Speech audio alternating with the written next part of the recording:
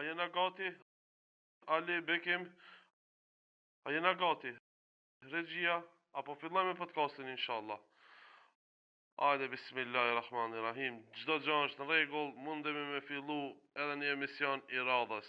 Shikues të nderuar, sot kam nderin ta kem një mysafir të veçantë, hoxhën e nderuar nga Vlora, Hayreddin Dizdari. Mirë se erdhe hoxhë i nderuar. Mirë se u gjat.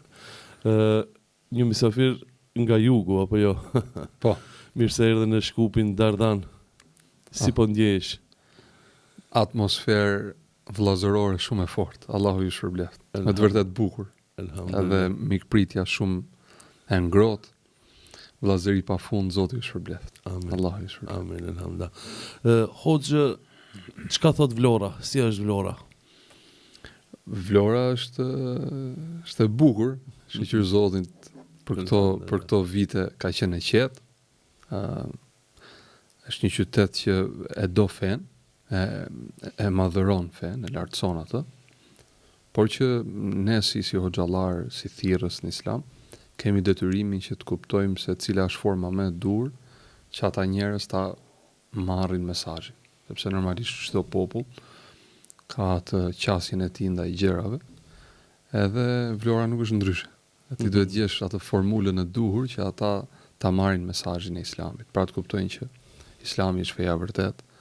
Islami është ajo fe e cila e çon njeriu në përmirësim të vetvetes tij, të familjes tij, të rrethit tij shoqëror e kështu me radhë, të gjithë shoqërisë. Pra duhet të kesh urtësi, dituri dhe urtësi se si ta përdorësh këtë dituri në dobi të vetes, po dhe për të thirrur njerëzit këtë dobi që është dobi kolektive për të gjithë. Elhamdulillah. Hoxh, një fotografi për ty, kush është Hayreddin Dizdari për shikuesit ta? Një biografi të vogël nëse ka mos e shkurt po. Unë jam nga Shiaku me origjinë, pra babai tim e ka nga Shiaku, është një qytet i vogël midis Durrësit dhe Tiranës. Gjyshin, falënderimin takon Zotit, e kam padur dhe e kam hoxh, mashallah. Pra hoxh Ismail Dizdarin, që ndoshta shumë njerëz kanë patur mundësinë ta shikojnë. Te hoxh Ahmed Kalaja disa dersi i kanë bajtë mësimin. Po. Ka shumë njerëz që pyesin dhe thonë që mos është babai yt ose më drejtohen me falënderime për babain. Në fakt që nga gjyshi im, pra babai tim. Mashallah. Edhe ka ku drejtë edhe unë kam menduar se është babai. Edhe gjyshi ka qenë me të vërtet motivim, ka qenë hoxh, pra në rinin e tij ka marrë mësim nga hoxh Sabri Koçi, Hafiz Ibrahim Dalliu, pra hoxhallar të njohur të trojeve shqiptare, pra në Shqipëri, ka qenë në medresen e Tiranës. Madje ka qenë ai i cili na ka shtyr mua dhe vllain tim që të shkojmë dhe të studiojmë në medresen e Tiranës. Pra kemi studiuar në medresen e Tiranës, më pas unë kam vazhduar shkollimin tim në shkollë të mesme, tek shkolla e gjuhëve të huaja, njihet në Tiranë. Asim Vokshi, pastaj aty kam studiuar anglisht, frëngjisht, gjermanisht. Mashallah. Anglishtën e perfeksionova, kurse frëngjishtën dhe gjermanishtën s'pata interes në to, kështu që i lash pak e rënd. Pastaj vazhdova studimet e mia të larta. Fillimisht kam vazhduar për psikologji tek Universiteti Europian i Tiranës. E mbylla një vit, më dha një mundësi për të vajtur me bursë, Turqia bursëllare, diçka e tillë, e mbaj mend kështu vaguely thon anglisht, kështu pak domethënë. Aplikova, u pranova realisht edhe shkova për studime në Turqi për filozofi, sepse nuk më futën në psikologji, duke qenë që ai një vjeçari ishte i pakët për të marrë atë nivelin e dur të gjuhës që të studioja termat psikologjike, shkencore. Po aty nuk ndonja shumë, se pata mamën time që pati disa komplikacione shëndetësore dhe u ktheva. Aty pastaj u ktheva në Vlorë, ku bëra universitetin hyra në fakultetin e drejtësisë, kam bërë 3 vite atje, mbylla fakultetin e drejtësisë, aplikova për master, pastaj më doli, u pranova në Medinë. E kisha në fakt kur u ktheva nga Turqia, sapo jam kthyer, aplikova për në Medinë. Po mori goxha vite, mori gati 4 vite, edhe unë dhe im vlla. Në këtë kohë mbylla fakultetin e drejtësisë dhe pastaj u hap, u pranova në Medinë dhe shkova në Medinë, kam bërë 2 vjet gjuhë arabe dhe bazat e Islamit dhe pastaj 4 vite jurisprudencë islame ose shariat. që i kemi studiuar në Medinë. Alhamdulillah. Alhamdulillah kam përfunduar fakultetin, Alhamdulillah. edhe jam kthyer, tani jam pra aktiv në qytetin e Vlorës. Për momentin jam vahiz, pra që mbaj ligjërata, hutbe Te cila xhami? në të gjitha xhamitë e Vlorës, sepse xhamia e qendrës në Vlorë për momentin është e mbyllur. Po, është duke u Po, është e mbyllur. riparu. Po, apo jo? pra ne shpresojmë që të kaloj sa më shpejt projekti i tikës, është projekti i cili është aprovuar, Po. por ende nuk kanë filluar punimet në xhami. Pra shpresojmë shumë që të nisin punimet që dhe Xhamia e Plumbit, a si quhej? po xhamia e Plumbit. Është Kemi- shumica e xhamive në Po, në Shqipëri? Në Shqipëri u quhen xhamia e Plumbit për shkak se kanë kupolën e sipërme e kanë prej plumbi. Ajo është dhe xhamia e qendrës, ka patur edhe një emër tjetër që quhej xhamia Muradies, po më pas xhamia Muradies u quhet xhamia në lagjen e vjetër të Vlorës, pra aty ku ka qenë Vlora e vjetër. Është një xhami shumë e futur, le të themi, lagje, është e bukur, realisht daton si më e vjetër, rreth 5 vite më e vjetër se sa xhamia Qendrore. e qendrës. Po xhamia e qendrës ka marrë atë emrin për shkak se është në qendër. Në qendër, po. Edhe lusim Allahun që rikonstruktimi të bëhet sa më shpejt që të jetë në funksion të besimtarëve dhe të thirrjes islame. Ishim me Hoxhën Bekir para 10 viteve në Vlorë dhe mua aty në xhaminë e qendrës e mbajti një mësim në ligjërat. Kaluam shumë bukur. Ishte në prag të Ramazanit.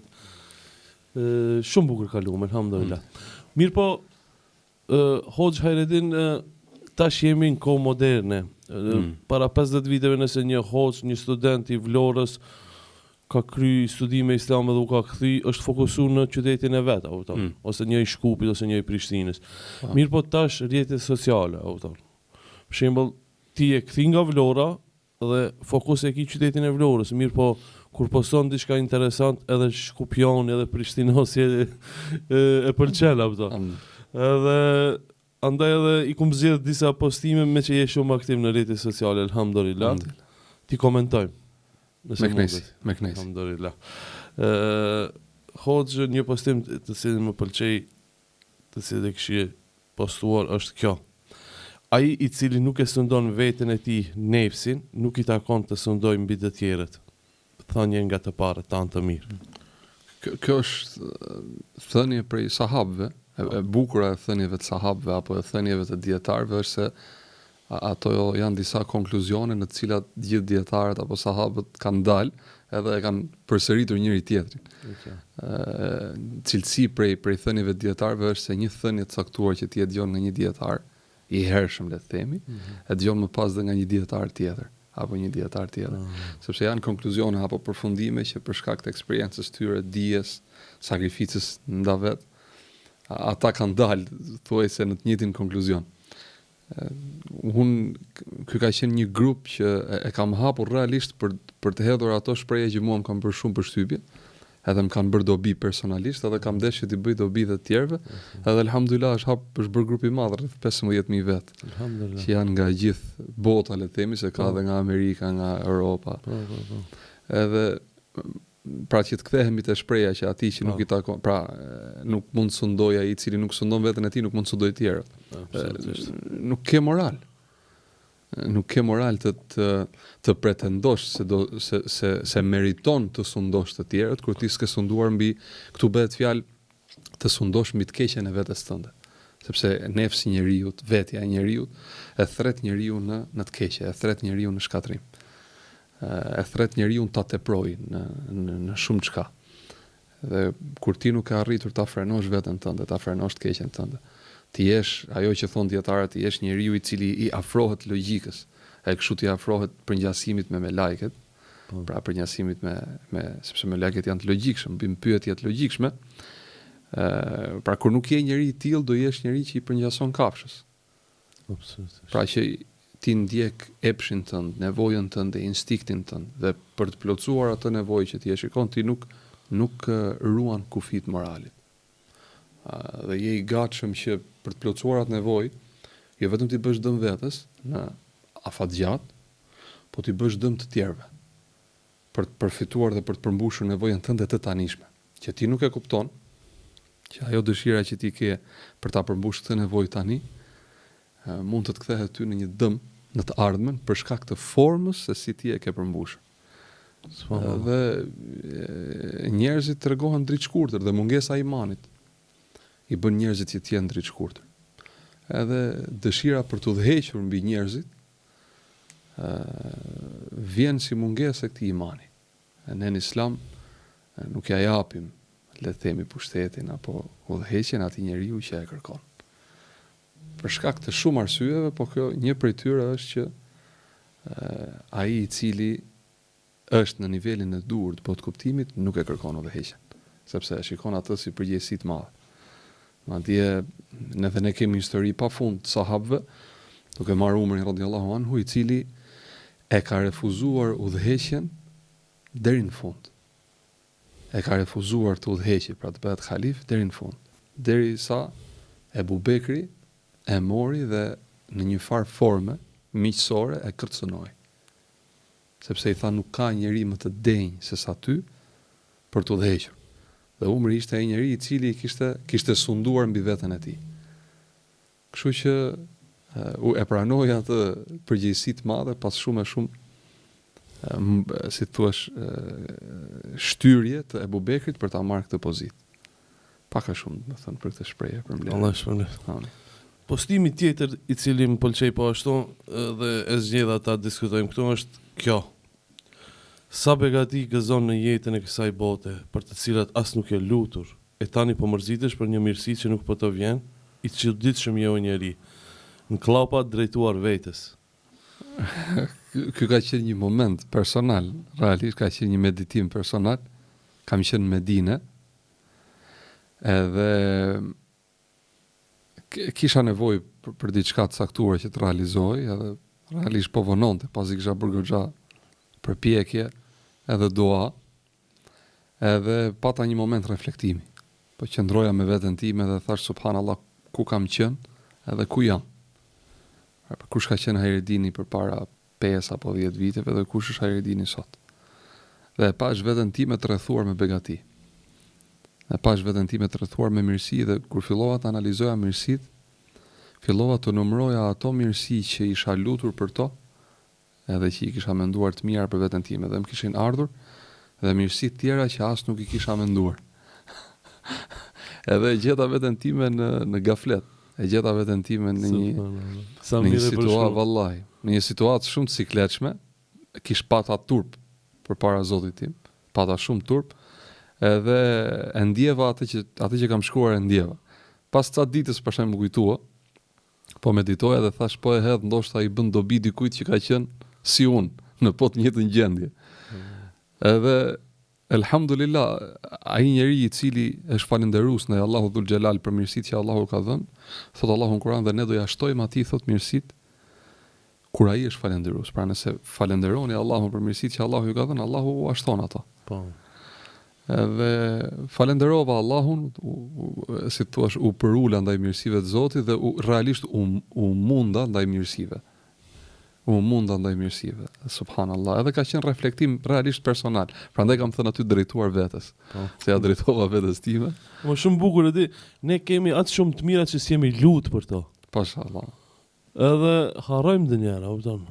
Njeriu është natyrë e tillë, njeriu është natyrë mos mirënjohës. Mos mirënjohës. Është natyrë mos mirënjohës. Po Zoti na bëft mirënjohës. Amin, amin.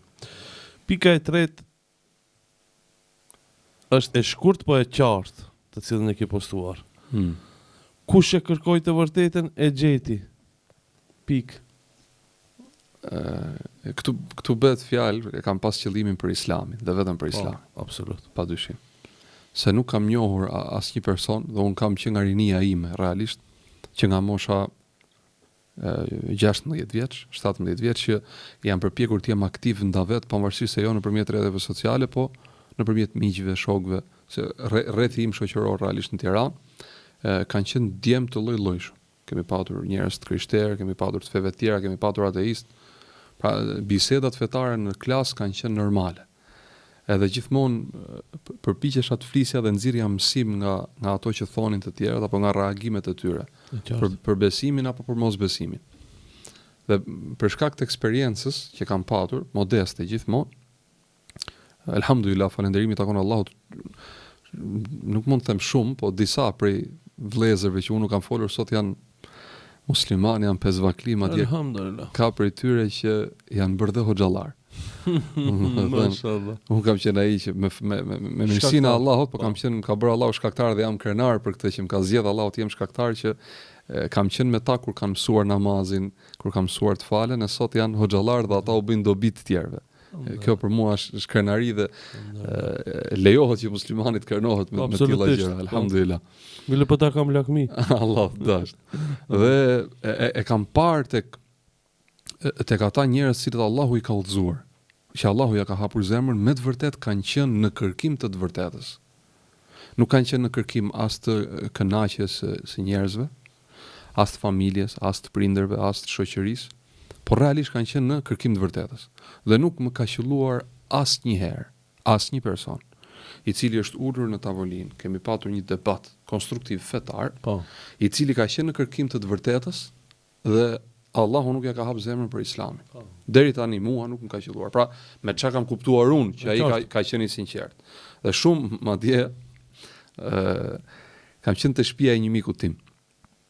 Edhe ai kishte 2 vëllezër. Dhe njëri prej vëllezërve ishte i interesuar për Islamin. Pra pyeste, donte të dinte disa gjëra që i bënin çudi, donte sqarim për to.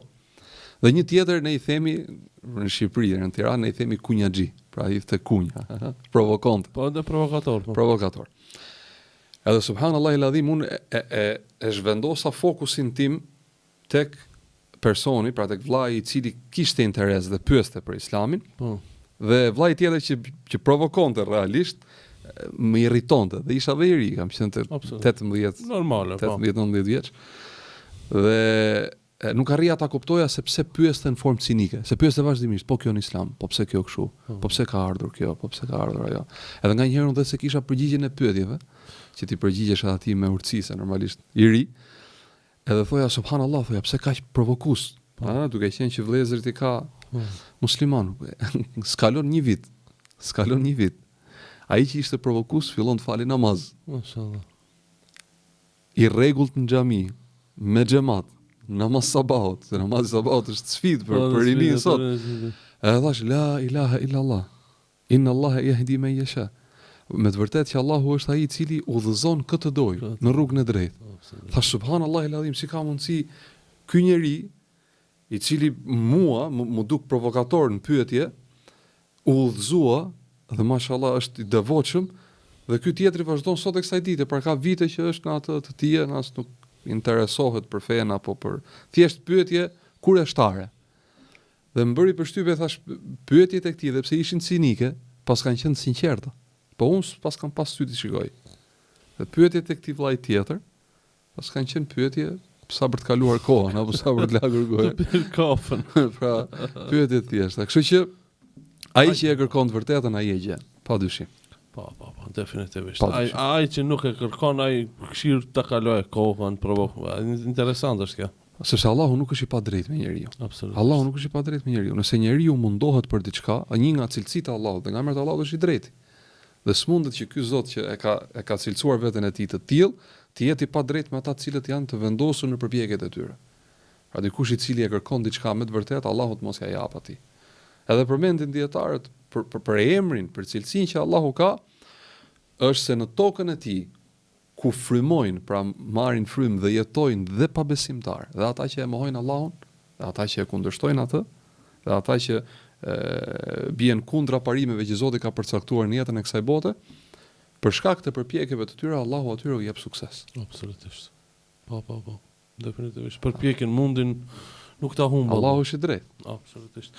E sa i përket vërtetës dhe kërkimit, mu personalisht më kalon përshtypje për herë të parë kur e kam lexuar, domethënë storyn, ngjarjen e Selman el-Farisiut, si ka ardhur deri te e vërteta. Andaj edhe shikuesve ju kisha këshillu ta lexojnë ngjarje si ka ardhur deri te e vërteta, Selman el-Farisi. Është vërtet këshillë e bukur. Allah të shpëlbet. Allah të shpëlbet. Shkoj me postimin e radhës Hoxh Hajredin. Hoxh, emrin Hajredin e ke pas prej lindjes në Shqipëri, hoxhallarët zakonisht i ndrojnë emrat. Jo, nga lindja. Madje atë gjyshin. Allah të shpëlbet që pyete. Emrin mua ma ka vendosur stërgjyshja ime. Mashallah. Pra ma ka vendosur mamaja e gjyshit tim. Mama e e gjysh. Ismailit. Ismail, mashallah. Kur është pyetur, ne kemi patur një lloj tradite në fisin ton, pra fisi i Dizdarve, Dizdarve. që ka një histori. Po tregoja, është interesante në shta për shikues. Ne kemi ardhur nga thuhet që kemi ardhur nga Bosnja apo nga mostari i Bosnjës. Po, se ka bosnjak Dizdar. Sepse ka bosnjak të cilët kanë emrin e tyre Dizdar. Dizdar realisht është titull Titull, po. që është dhënë nga Perëndëria Osmane. Diz vjen nga persishtja e vjetër që do thot port, dhe dar është dar, pra që vjen nga arabishta që do thot po port.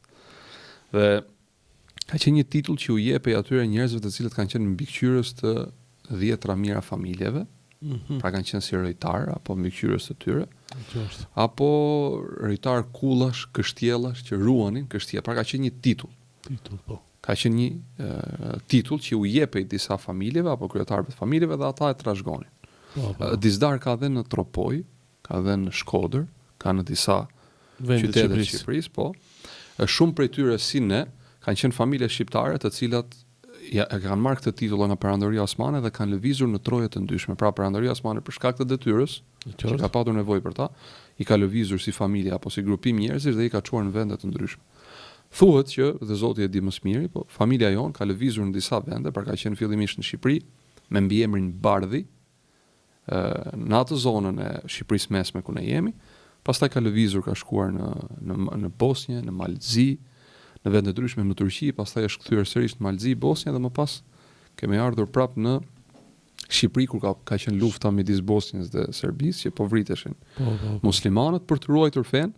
Kemi ardhur në Shqipëri dhe kemi pyetur që është Khalifati Islam këtu, kanë thënë po, dhe kemi qëndruar në Shijak. Alhamdulillah. Dhe kështu e ka marrë emrin, domethënë stërgjyshja e ka vënë emrin, tha emri do vihet. Pra Khairuddin. Ajo tha Khairuddin, sepse në arabisht Khairuddin do të thotë i miri i fesë. Ose ai njeri i cili prej të cilit feja shikon mirësi. Allahu mboft, siç e ka emrin. Amen, inshallah. Postimi i radhës të cilën e ke postuar dhe e ndava që ta diskutojmë është kjo: mos jep që të lavdërojnë e as mos lavdëro që të japin. Ky ka qenë një deduksion, nga e madhja të nxjerrim diçka një përfundim vogël në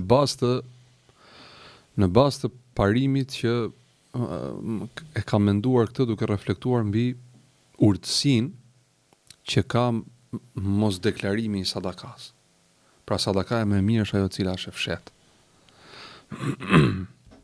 Tregohet për Ebu Bekrin radiallahu anhu që kujdesej për një plak, për një grua plak, e cila ishte e verbër, dhe Ebu Bekri kujdesej për të e ushqente, e lanë, pra kujdesej për ato nevoja bazike që ajo kishte.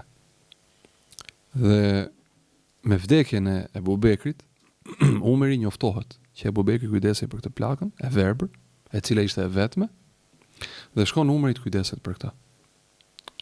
Dhe duke u kujdesur Umeri për ta, ajo e pyeti, thotë, o biri im, thotë, ku është i pari? Se nuk e dinte emrat, pra nuk e dinte kush ishte. Ebu Bekri donte ta ruante këtë sadaka të fshehtë, dhe ashtu i mbeti. I thotë, po pse o nën, i thotë, nga e kuptove që unë nuk jam ai. Thotë, sepse ai i pari, thotë, kur mi ushqente hurmat në gojë, e hiqte faren. Ti thotë, nuk e hoqe fare. Dhe Umeri qan, transmetohet, që Umeri qan dhe thotë, o Ebu Bekër, thotë, as në vdekje nuk ta kalova dot. A Ebu Bekër duke qenë burgshteta se ka... Burgshteta se ka krytë. Pra, transmetohet, o Allahu alem për transmetohet, dhe thotë, Ebu Bekër, thotë, as në vdekje nuk ta kalova dot. Sepse Umeri ishte gjithmonë ngarë me Ebu Bekri. Gjithmonë ngarë për veprat mira. Dhe i thotë Umar, o Ebu Bekër, thotë, nuk ta kalova dot as në vdekje. Dhe duke reflektuar mbi të, subhanallah, mendova që shumë njerëz kur japin lëvdohen. Po. Lëvdohen për atë që japin.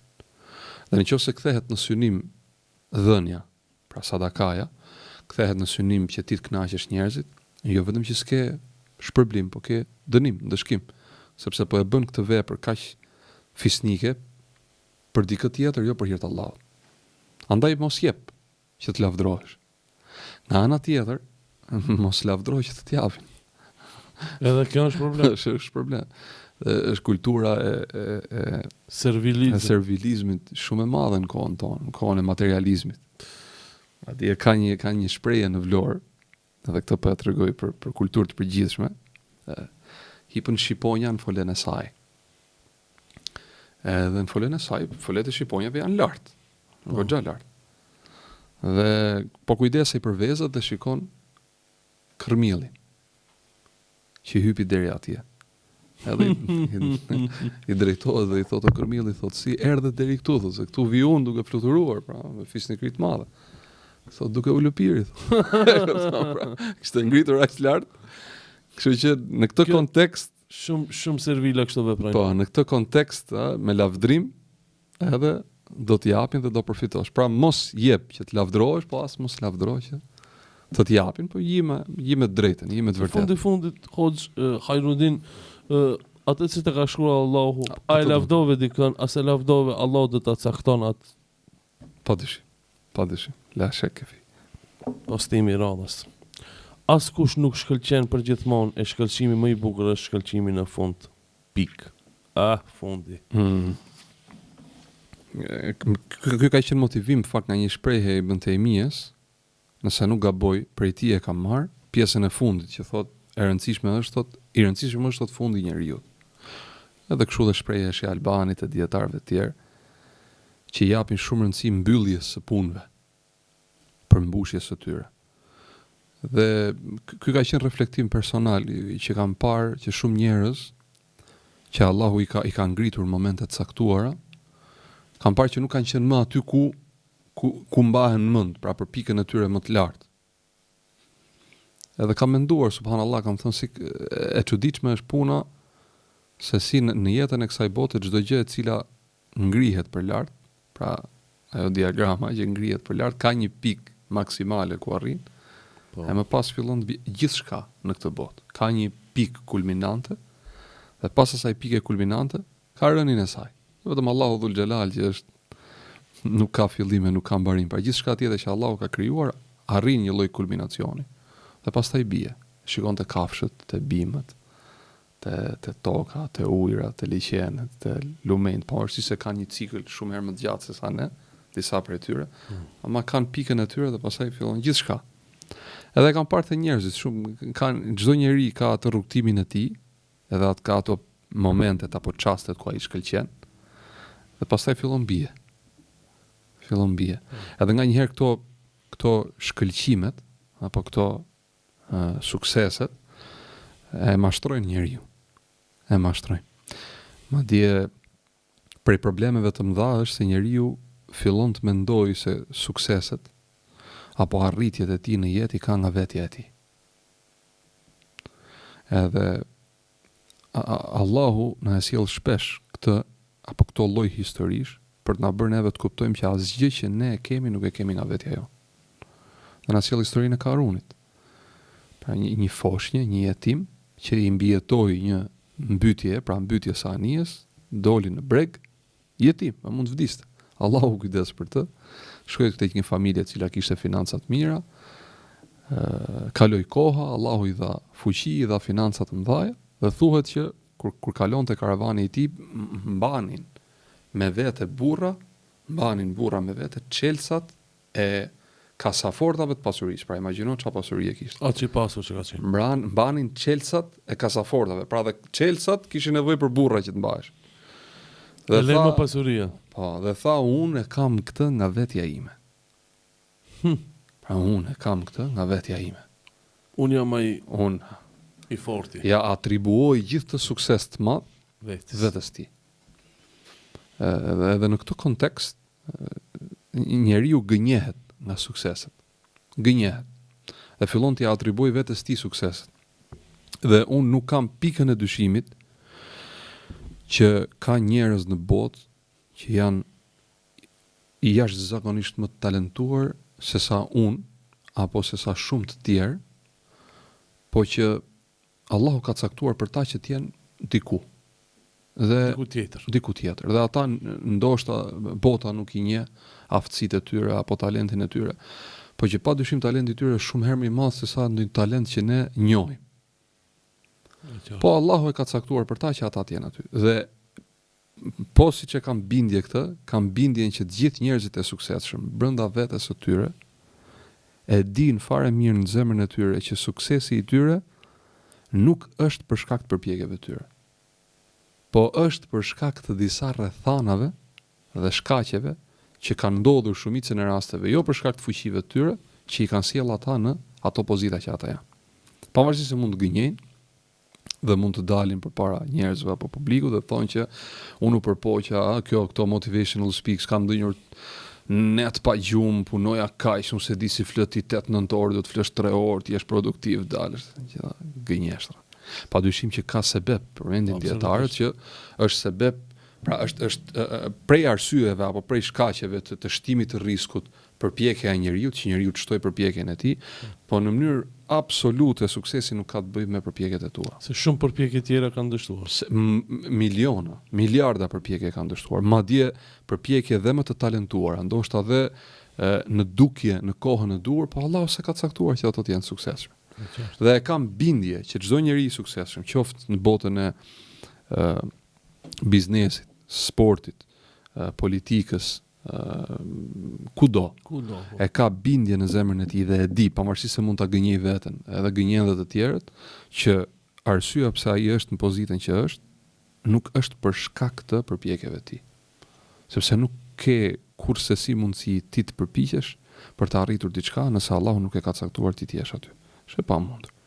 Allahu është ai i cili i hap dyert e shumë mundësive që të krijohet ty ajo atmosfera e duhur që ti të jesh diku.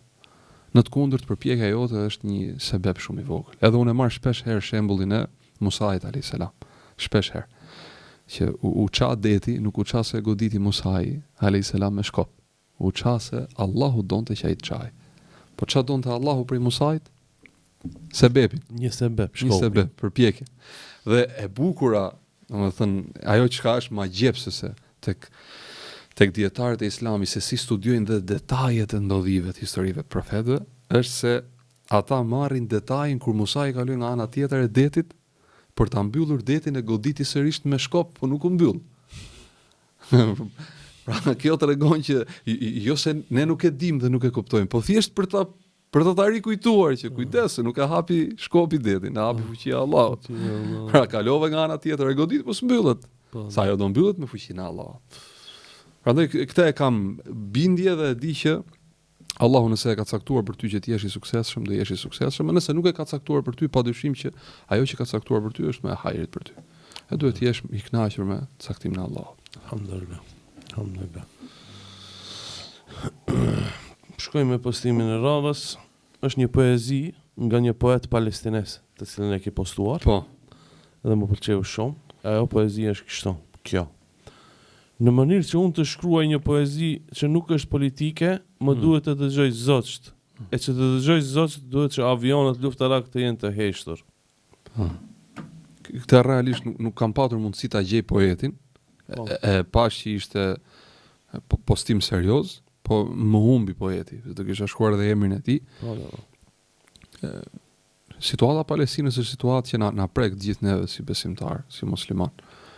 Dhe na prek edhe realisht na ka edukuar të gjithëve si umet, se kemi parë një popull që ka qëndruar mbi parime edhe mbi trupat e tyre. Dhe është me vërtet situatë e sikletshme. Mua shkrimi i poetit më bëri përshtypje se si ka mundësi që ai arriti të prodhonte diçka kaq të bukur në atë lloj trysnie. Është me të vërtet sfidë e madhe. Domethënë hiqja komoditetet vetes, hiqi komoditetin e elektricitetit vetes. Hiqi komoditetin e ujit, që ke ujë që lahesh. Hiqi një komoditet të jetës moderne që ti gëzon sot vetes tënde dhe shiko se sa pozitiv produktiv je.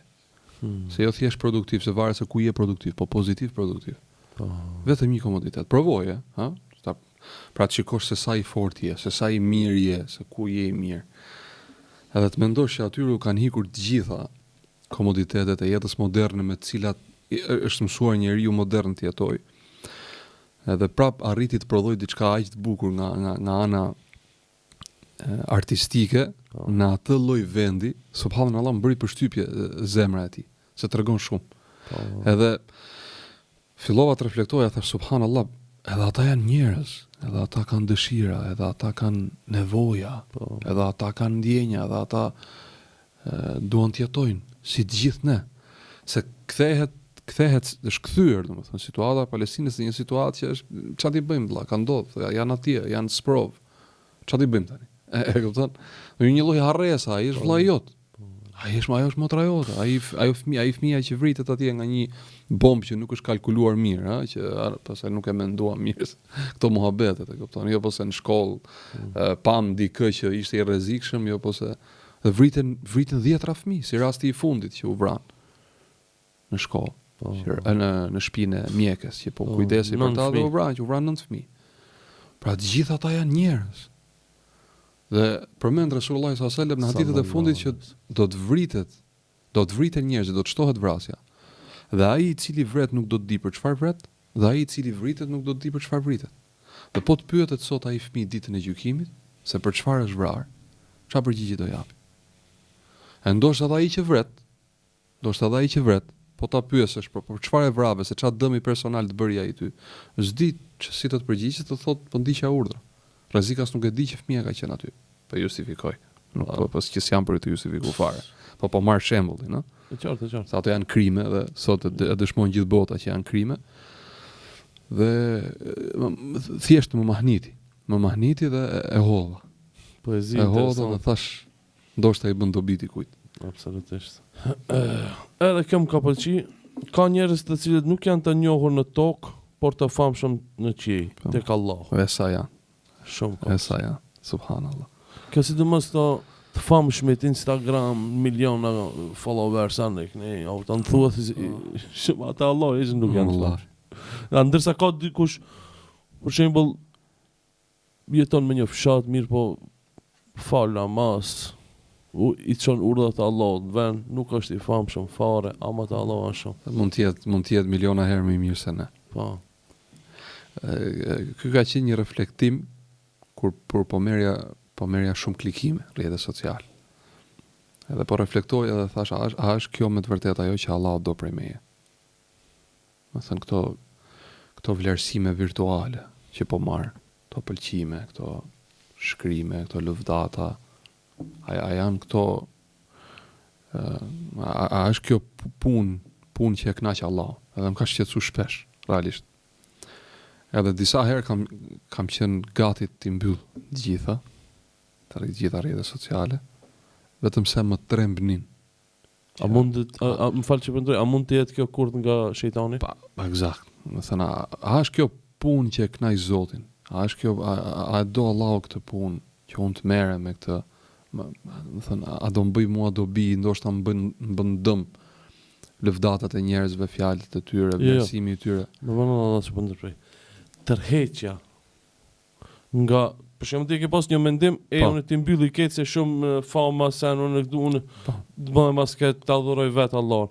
Kjo mund të jetë edhe kurth nga shejtani, që mundet. Që mos bësh davet. Bësh hajrin, po. Se ti mos bësh davet.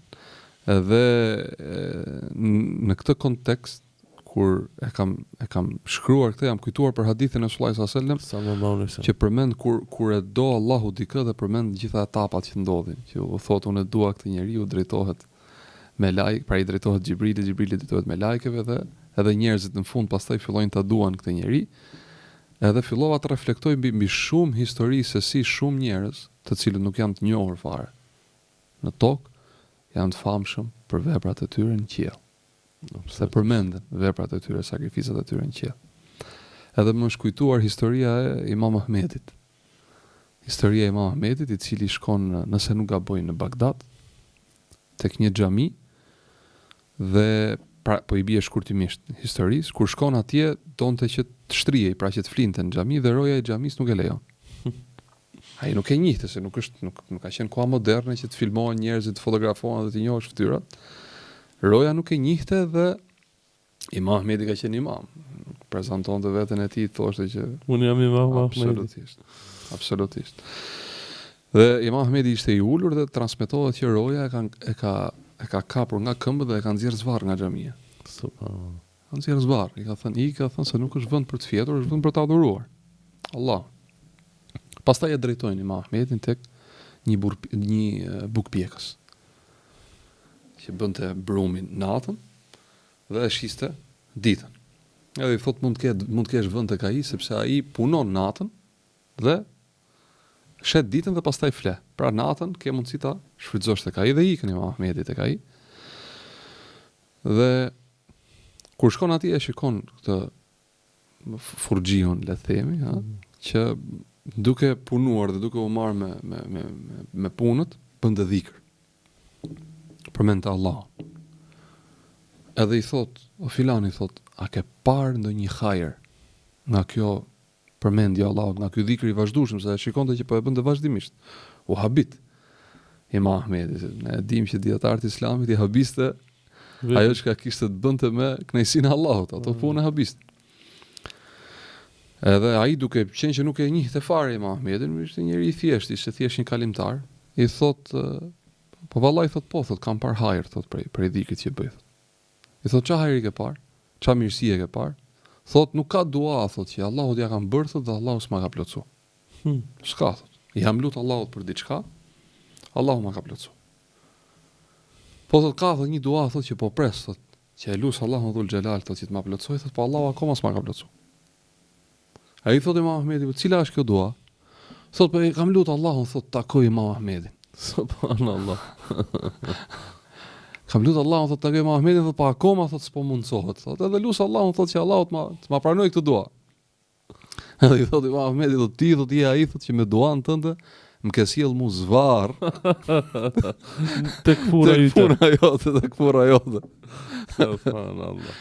Që Allahu na bëf për vepër mirë. Amin. Amin. Hoxh Hajrudin, si e kështë komentu një deklaratë skandaloze nga një cioniste cila fliste shqip, ku tha 20.000 fëmijë janë vranë në Palestinë, edhe 20.000 do të vriten me një medium shqiptar nacional.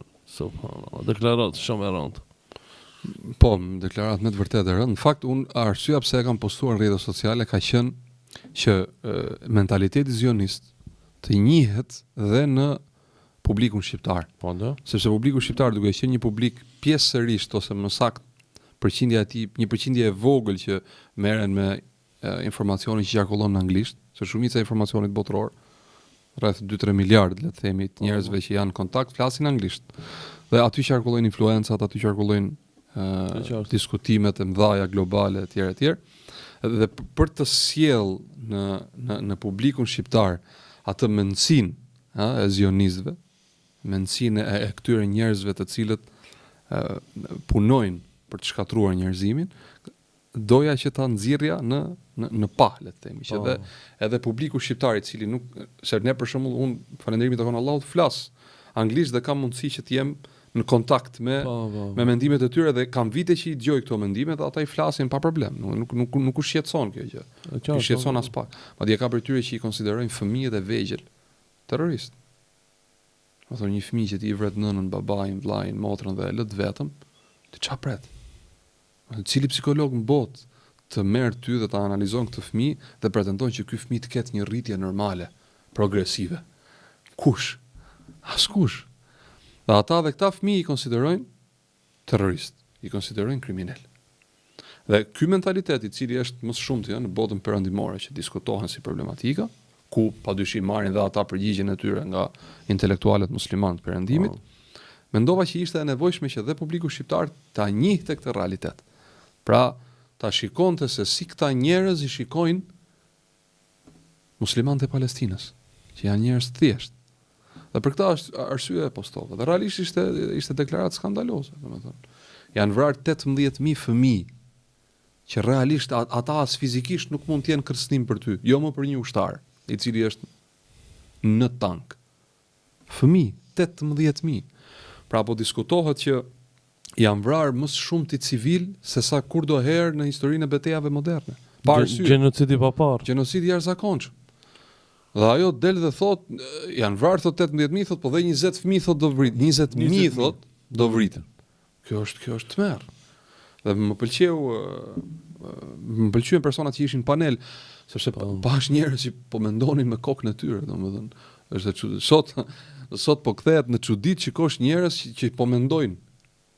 Se janë gjithë atë ruajnë rreshtin, mos prishin rreshtin, se po prishin rreshtin, censurohen, bllokohen, largohen, përzihen. Kjo është e tmerrshme. Edhe më pëlqeu edhe reagimi i panelistëve. Ku njëri prej tyre tha, kjo që po thua tha është çmenduri. Kjo që po thua tha është mendësi terroriste, thuash që janë vrarë 18.000 fëmijë, do vriten edhe 20.000 tjerë. Kjo është e papranueshme. Dhe për këtë arsye hodha për një lloj zgjimi që ta dëgjoj kushdo, se çfarë mendojnë këta njerëz dhe se ku po shkon kjo luftë. Domethënë çfarë synimesh po realizohen. Vrasja e fëmijëve, vrasja e grave, vrasja e pleqve, vrasja e civilëve. Pra që të ketë një reflektim të përgjithshëm botëror, dhe të ketë një reflektim dhe publiku shqiptar se çfarë po ndodh. E mbi të gjitha muslimanët, se çfarë po ndodh muslimanëve atje, që të mos t'i harrojnë dua. Padyshim. Edhe një stim më pëlqej i juaj ku e keni bën një paralel, domethënë pasuria e Hatixhes radiallahu anhu dhe pasuria e Abu Xhehlit. Por një shpjegim shumë i qartë. Po Hatixha, domethënë ato që ata kanë patur të përbashkëta midis njëri tjetrit kanë qenë se të dy dhe Hatixha vinte nga një familje e lartë në Mekë. Dhe Abu Xhehli vinte nga një familje e lartë. Pra ata ishin paria e Mekës. Dhe duke qenë paria e Mekës, ata kanë patur favore financiare, padyshim. Po dhe kanë qenë njerëz që kanë qenë të angazhuar financiarisht me biznes dhe me ato çka ne njohim sot si biznes, Dhe Hatixha mendohet që në bazë të kalkulimeve moderne, le themi, nëse do të ishte në epokën moderne pasuria e saj, nëse do ta kalkulonim në epokën tonë moderne pasurinë e saj, mendohet që ka patur mbi 1 miliard euro pasuri. 1 miliard euro. Pra nëse do kalkulonim gjithçka. Po kalkulimet që i kanë bërë. Kalkulimet përgjithshme që kanë bërë historianët. Pra nëse do e sillim në epokën tonë moderne, Hatixha thuhet që do të kishte 1 miliard euro pasuri. Pra Hatixha pas ka qenë miliarder. Po. Dhe Abu Xhehli po ashtu ka qenë njëri i cili ka patur fuqi të madhe financiare dhe ka qenë nga paria e Mekës. Pra këto kanë qenë të ngjashme të tyre. Paria e Mekës, dhe fuqi financiare, pozita të larta, të pushtetshëm, të fuqishëm. Aty ku ata ndryshuan ishte se si patën ata, pra çfarë raporti patën ata me të vërtetën, me Islamin. Pra, pavarësisht se të dy ishin në pozita të ngjashme, le të themi, përveç se njëri ishte burrë dhe tjetri grua, Hatixha radiallahu anha ishte personi i parë i cili e pranoi Islamin. Dhe u bë mbështetëse për profetin Muhammed sallallahu alaihi wasallam deri në frymën e saj të fundit. Mbështetësja kryesore, ajo dhe Ebu Bekri. Sa herë flite për Hatixhen, Rasulullah sallallahu alaihi wasallam ndryshonte pamjen e tij. Dhe kur flet për Ebu Bekrin radiallahu anhu, Rasulullah sallallahu alaihi wasallam thot të gjithëve u kam kthyer nderet që ata më kanë bërë. Pra dikush i bënte nder profeti Muhammed sallallahu alaihi wasallam me çdo gjë, Rasulullah sallallahu alaihi wasallam ja kthente nderin, madje edhe më shumë. Dhe thot profeti Muhammed sallallahu alaihi wasallam të gjithëve u kam kthyer nderet që më kanë bërë përveç Ebu Bekrit, atij thot do t'ja kthej Allahu. Allahu akbar. Lumej. Pra shikoni, Hatixha, ngjashmëria e Hatixhes, me Abu Xhehlin, le të themi, në pozitat që ata kishin, çfarë bëri Hatixha me atë që Allahu i dha, dhe çfarë bëri Abu Xhehli me atë që po Allahu ja dha. Pra Hatixha e mbështeti profetin Muhammed sallallahu alaihi wasallam me të vërtetën që ai erdhi, me shpalljen, me Kur'anin, me Islamin. Abu Xhehli e luftoi. Dhe Hatixha e mbështeti deri në fund, ai e luftoi deri në fund. E këto ishin ato të ngjashme të tyre dhe ato të mirat e tyre se si ata i përdorën, njëri në dobit Islamit, tjetri në luftë Islamit. Dhe në luftë Islamit. Dhe kjo për të reflektuar njeriu se si mirësitë e Allahut si i përdorin. I përdorin në dobin ton, në dobit të familjes ton, në dobit të shoqërisë ton, në dobit Islamit apo i përdorim në të kundërt, pra në të keqen tonë, në të keqen e familjes tonë, në të keqen e shoqërisë, në të keqen e Islamit, thjesht për të bërë paralelizme. Po. Se po ai njeri, po Allahu është ai i cili i ka dhënë të mirëve prej të mirave, dhe po Allahu është ai i cili i ka dhënë të këqijve prej të mirave. E kupton, po varet se si njerëzit i përdorin. Dhe këtu njeriu reflekton dhe shikon veten e tij. Postimi tjetër është namazi është kur për shpirtin, i laç për shpirtin. Padyshim. La shek e fi, padyshim. Alhamdulillah. Namazi është shtylla e dytë e Islamit. Pa namaz është e vështirë të thuhet për një njeri që në zemrën e tij ai ka besim të fortë. Namazi është lidhja me Allah. Nuk ka pozitë tjetër në të cilën njeriu gjendet, ndodhet, ndihet më afër Allahut se sa namaz. Nuk ka vepër tjetër në faqet dheut, në vepër që Allahu ka kërkuar prej nesh, e cila ka më shumë rëndësi se sa namazi. Nuk ka.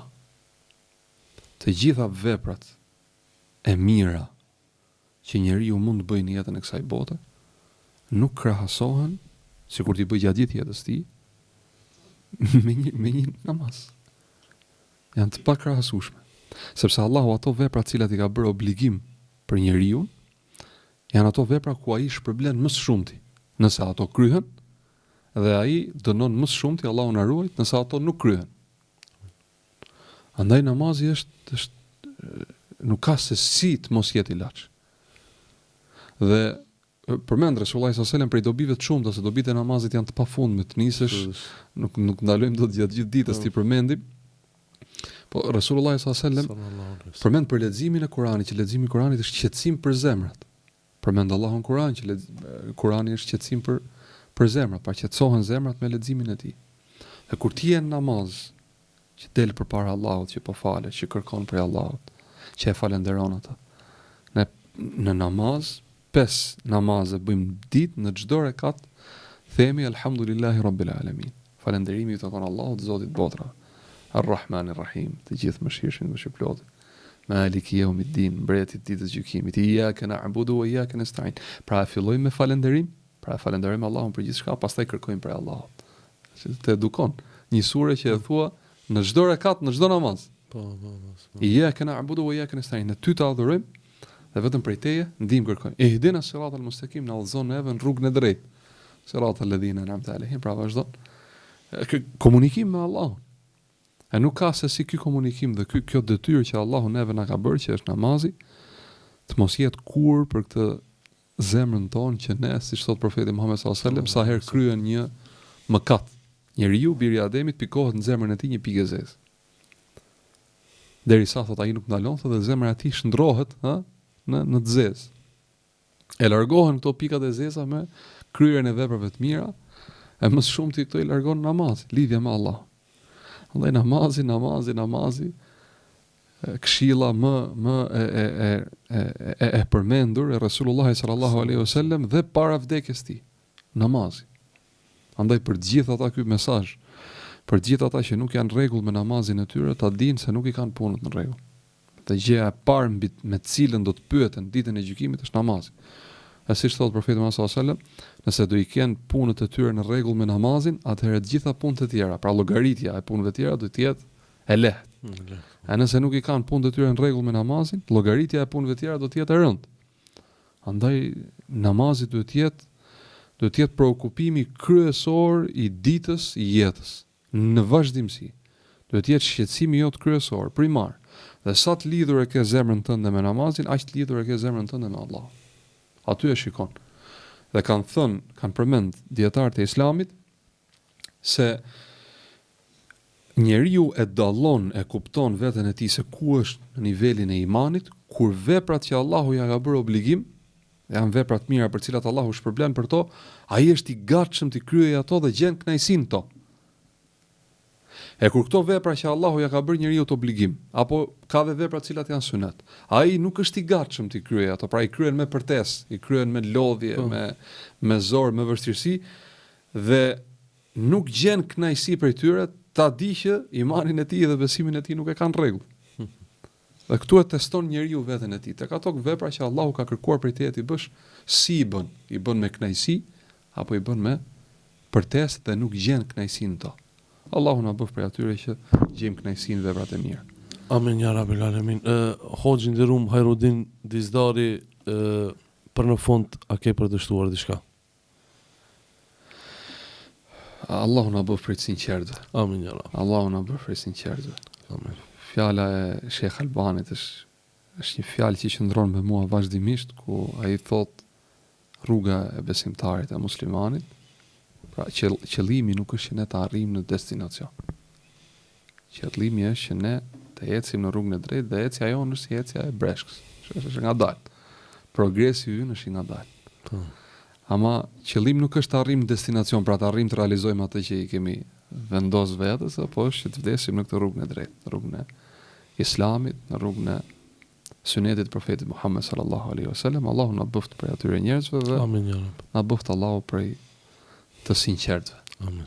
Edhe jetofshim jetë të gjatë dhe e mbushim atë me vepra të mira, siç kanë thënë dietarët, jeta më e mirë është ajo jetë e cila jetohet, pra është e gjatë, jep Allahu ymër të gjatë dhe të mundson Allahu në të që të kryesh vepra të mira. Amin. Kjo, Allahu shpërblet. Ishte kënaqësi që të patëm, e shifemi prapë inshallah në një radhë tjetër. Allahu shpërblet. Shkuj se ndruar shifemi të martën e ardhshme. Selam aleikum.